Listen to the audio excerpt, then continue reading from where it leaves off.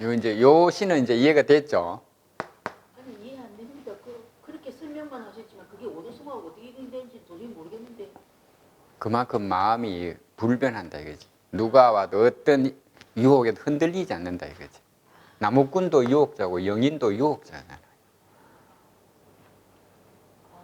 아, 제가 설명을 잘못드렸군요. 계속에 너무 지루하시다 보니까 그 오도성이 주는 그 맛이나 그런 게 하나도 안 느껴져서. 아, 그거는 본인이 이제 느껴야지. 이 설명을 하면은. 그것까지 설명해주면 불설파 원칙이 어긋납니다. 선종의 의록, 선의록을 읽을 때 두 가지, 세 가지를 잊으면 안 돼요. 첫 번째 자성자도, 두 번째 불설파, 세 번째 은유적이고 함축적으로 설명한다. 여기에 뭐 깨달음이니 뭐 오돈 이런 표현 하나도 없잖아요. 들어가면 헛방이라 헛방. 들어가면 잠자는 학생이라고. 그리고 여기서 우리가 또 한 개 살펴보죠. 이 운자가 맞아, 운자가. 개성은 통상 운이 안 맞아도 되거든요.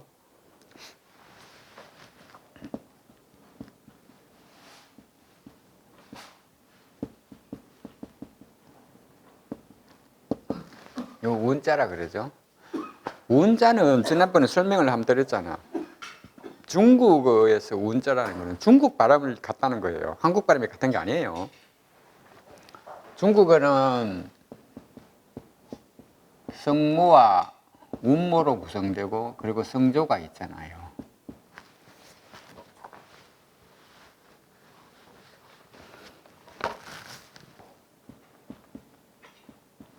성모, 운모, 성조가 있잖아요. 이 성모는 우리말로 치면 자음, 운모는 모음에 해당합니다. 모음이 세 개 겹친 것도 있고 두 개 겹친 것도 있고 하나만 있는 것도 있지만 모음이 없을 수는 없어요. 거기서 가장 중요한 모음이 뭐냐? 성조가 들어가는 모음. 그래서 이 운모는 세 개로 구성됩니다. 머리, 운두, 배, 운복, 꼬리, 운미. 그 중에서 운자가 같다는 것은 운복과 운미의 발음이 같다는 거예요. 그 같은지 한번 볼까요? 통상 5자 사구를 5원절구, 7자 사구를 7원절구, 5자 8구를 5원율시, 7자 8구를 7원율시라 그러죠. 통상 1, 2, 4, 9 끝이 같아야 돼. 요건 요거네. 요거는 발음이 뭡니까? 중국말로 린. 요거는 발음이 뭡니까? 신. 같네요. 요거는 뭡니까? 쉰. 다르네요. 같은 겁니다. 같은 운 계열입니다. 이게. 운자가 같잖아. 딱 떨어지는 한시예요. 그리고 개성이고 오도성이에요. 우리나라 현대 스님들이 쓴 오도성을 보면은 이게 안 맞는 경우가 들어 있습니다. 제가 말씀을 못 드리겠습니다만 들어 있습니다. 근데 개성이라서 안 맞아도 돼요. 그러나 맞으면 더 품격과 운치가 있습니다. 두 번째 시를 한번 볼게요. 이거 잊으시면 안 돼. 자성자도, 불설파, 은유함축. 이거 뭐 자꾸 이래 할머니가 씹어서 손자 입안에 넣어주듯이 그런 거 요구하면 안 되는데. 자, 한번 볼게요. 이거는 누구냐? 영운직원이라는 스님이 쓴 오도성입니다. 이거는 위산영우의 제자입니다.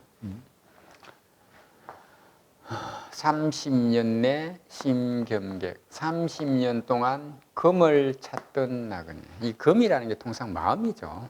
마음이 사실은 날카롭기가 금 같고 부드럽기는 물 같고 그렇잖아요. 그 마음을 찾는 나그네. 이걸 뭐 금객이 이렇게 해석하면 안 돼.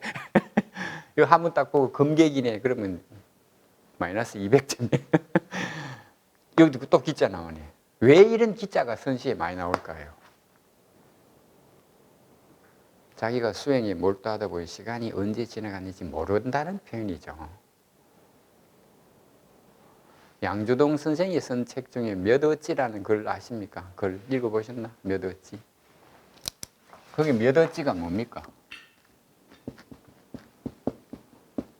이 기하라는 걸 몇 어찌라고 해서 양조동 선생이 처음에 영어를 배우는데 1인칭, 2인칭, 3인칭이 무슨 말인지 모르겠다.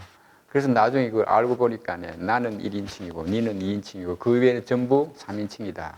나, 니 이외에 우수, 마발이 전부 3인칭이다. 그런 표현이 있잖아요. 우수, 마발이 뭡니까?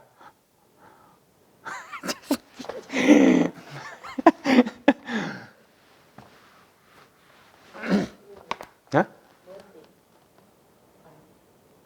소오줌. 소오줌을 우수라 그러죠. 마발, 말똥.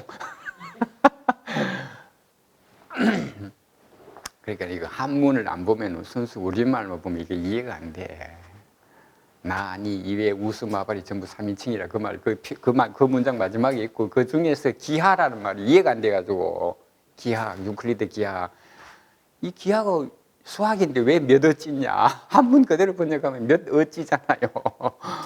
근데 사실은 그 기하라는 말은 그 몇 어찌라는 뜻, 일본 애들이 만든 한문이죠.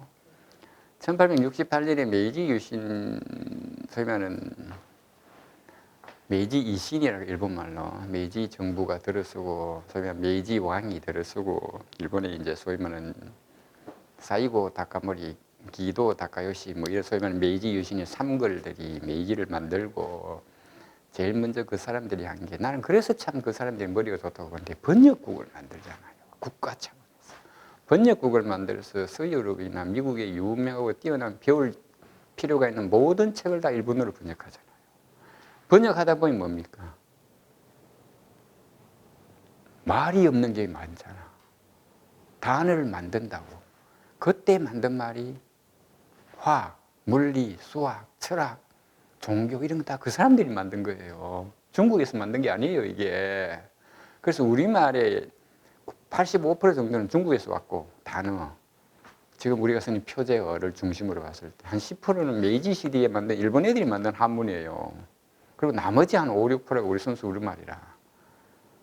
그 순수 우리말은 점점 줄어드는 추세잖아요. 그 메이지 시대의 그 일본의 번역이 대단한 겁니다.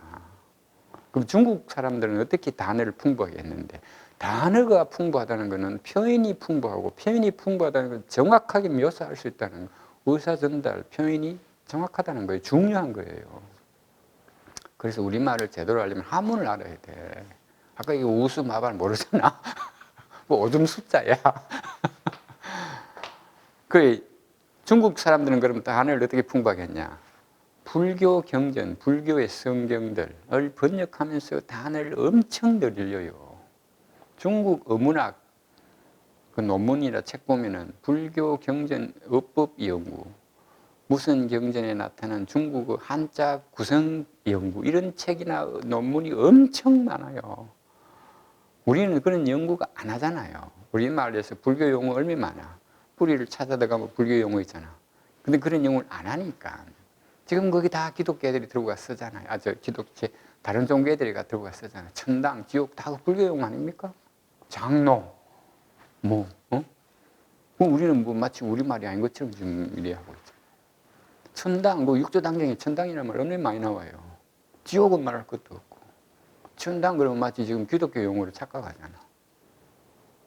그 언어 주도권이 우리한테 없어서 그래. 한 사회에서 언어 주도권을 쥐고 있다는 건 중요한 겁니다. 저는 그래서 불자 숫자가 2천만이고 1천만이고 이거 중요하지만 그것보다 더 중요한 거는 불교에 대해서 확실한 정체성을 갖고 있는 불자 30만만 있었으면 좋겠어요. 그러면 불교가 성한다고 봐요. 코드, 핵심 코어가 튼튼하면 주변에 구심력이 생기잖아. 원심력이 생길 수가 없어요. 핵심 코어가 튼튼해봐요. 누가 주변에 벗어나. 핵심 코어가 약하니까. 구심력이 약하니까 자꾸 옆으로 벗어나지. 그 구심력의 핵심이 뭐예요? 불교에 대한 정체성. 좀 잘못된 정체성 말고 이런 게 나는 30만만 있었으면 좋겠어요. 우리들의 신도 얼마, 우리 불자기 1000만, 그 솔직히 다 헛수잖아요. 이제 그런 거 말고 진짜로 불교에 대해서 정확하게 이해하고 부처님 말씀하신 대로 따라가면 우리 모두 번뇌에서 벗어나서 깨달을 수 있다. 라는 거기에 대한 강력하고 확고한 이런 불변심처럼 확고한 신념을 가진 그런 불자 30만만 있으면 저는 충분하다고 봐요. 숫자 많으면 좋겠지. 우수마발 많으면 뭐합니까? 그렇지만 진짜 중요한 건 그 핵심 코어잖아요. 우리는 코어 자체부터가 불교에 대해서 이해력이 떨어지잖아. 그것도 뭐 파벌이 갈려있고 상이 있고 뭐 이러니까 뭐 그거는 뭐 거기까지만 제가 걱정할 문제도 아니고 걱정한다고 되는 것도 아니고. 그래서 뭡니까? 30년 동안 금을 찾은 나그네 몇 번 만났다. 이거 봉자가 또 나오네. 낙엽. 낙엽이 뭡니까? 잎이 떨어지는 거죠. 낙엽이 떨어지는 걸 몇 번이나 만났던 거예요. 그 다음 또 뭡니까? 기, 추, 지. 추는 뭡니까? 뽑아내는 거죠. 그래서 미술의 추상화, 구상화 나누잖아. 추상화는 뭡니까? 아무것도 없는 데서 뭐 뽑아내는 거잖아. 그게 추상화 아닙니까?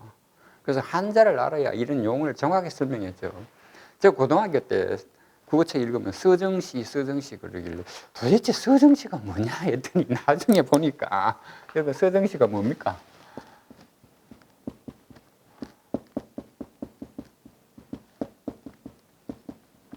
이게 불서자잖아요.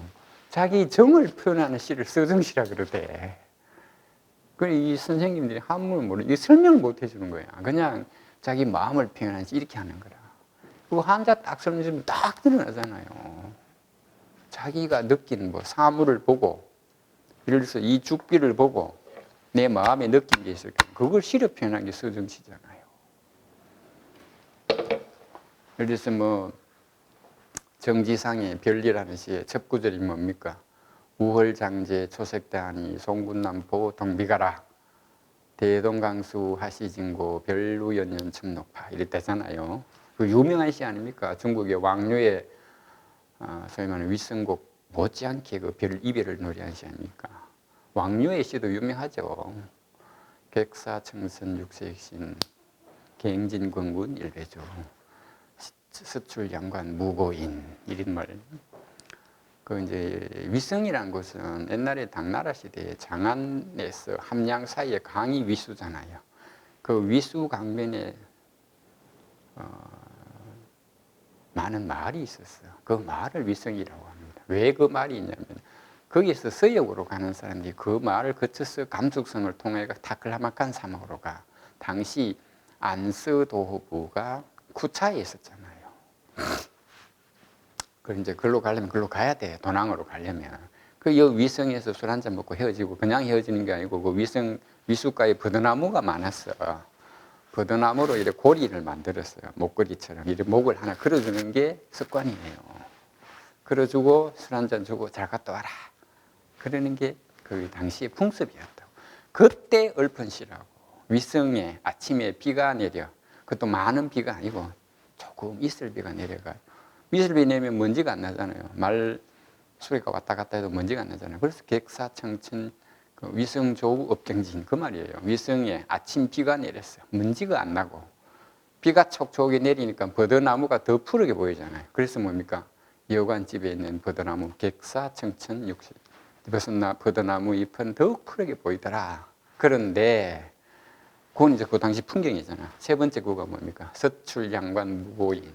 양관은 당시 도낭 옆에 있는 타클라마칸 사막을 거쳐 가려면 반드시 지나야 되는 관문이 세관이에요. 세관. 양관과 옥문관. 서쪽에 양관을 나가면은 친구가 없다는데 네 걱정하지 말고 더 뭐 이런저런 뭐 생각하지 말고 술 한 잔 더 먹고 가라. 갱진권군 일배주 그 말이. 그 유명한 이별이시잖아요. 우리 정지상 선생이 쓴 그 별리라는 시 방금 읊은 거 그 뭐 이거 왕요의 시보다 못할 이유가 뭐가 있어요? 그래서 뭐고 우월장제 초색단이 봄비가 내리니까 우월 비가 그치다잖아.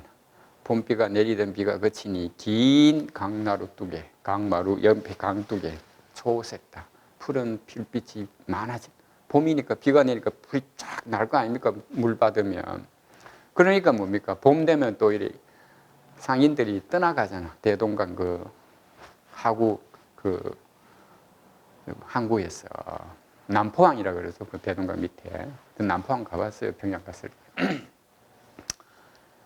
우월장제 초색단이 송군 남포 동비가라. 남포에서 임가와 헤어지면서 부르는 이별 소리가 많아진다 이 말이잖아. 송군 남포 동비가. 동은 움직일 동, 눈물 이별. 슬프게 하는 그런 노래가 많더라 이 말이죠. 그런데 이런 눈물이 많이 흘리니까 그래서 이제 394구는 정지상 선생의 시적인 편이죠. 대동강수 하시지. 대동강물이 언제 다 마르겠냐? 안 마른다 이거죠. 왜?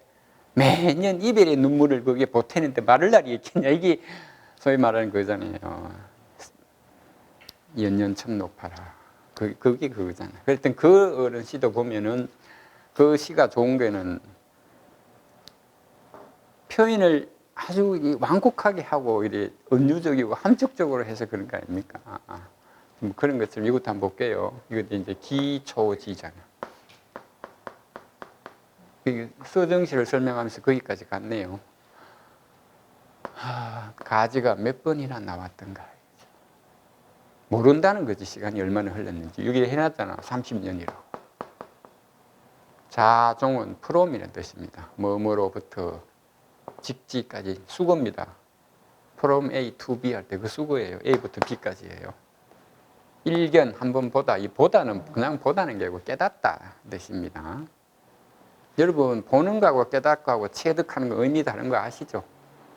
설명을 안 드릴게요. 예를 들어서 우리가 선택하다, 결택하다 차이가 뭐냐?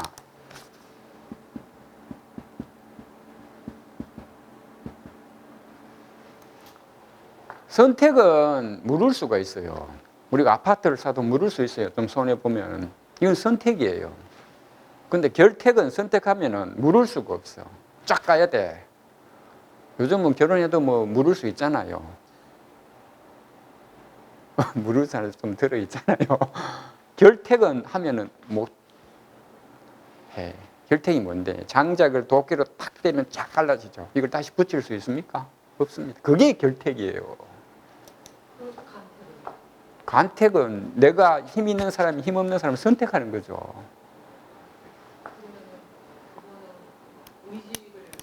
의지가 좀 피동적이 되죠.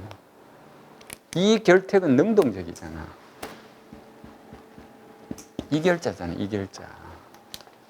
도끼로 장작을 쫙 때리면 쫙 갈라지잖아요. 저 도끼 어릴 때면 시골에서 많이 패봤어요. 장작 잘 패요. 쫙 때리면 쫙 갈라져. 이거 붙일 수 있습니까? 못 붙여요. 그것처럼 깨달음이 길에서 나는 이 길로 가겠다. 나는 이 수행법을 하겠다. 나는 이 경전을 연구하겠다면 그걸로 가야 돼. 그게 결택이에요. 우리가 불교 용어 보면 선사들이 결택을 냈다 이런 표현 들어 나오죠. 그 결택하고 선택은 하늘과 땅 차이입니다. 내가 이 남자를 결택하는 거하고 내가 이 남자를 선택은 천지 차이입니다. 요즘 다 선택하지만 어쨌든 이 견자가 깨닫다 뜻이에요. 뭘 봤는데 복숭아 꽃 핀 것을 한번 보고 통상 선시에서 꽃은 깨달음을 뜻해요. 직지 여금은 지금 현재란 뜻입니다. 지금에 이르기까지 기행분리 다시 의심하지 않는다. 기행분리나 불변심이나 같은 거 아니에요? 이렇게 시를 멋지게 시로서 자기의 깨달음을 표현한다. 이게 분리 문자의 시대의 특징 중에 하나라고.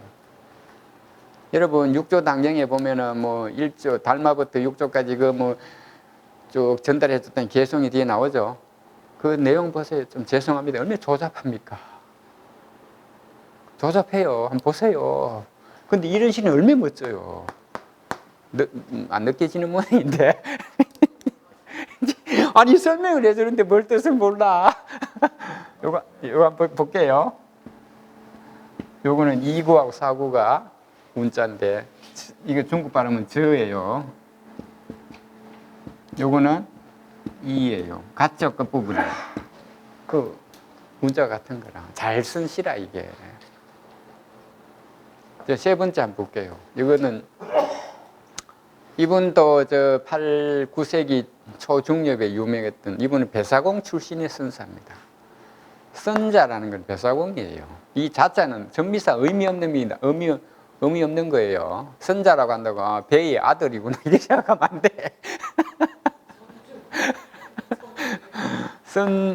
선자라고 배 주인이 아들이 아니고 배사공 이 자자는 의미 없는 전미사. 우리가 화두 두자가 의미 없는 말이라 그랬죠. 그냥 말이에요. 이거 말머리가 아니고.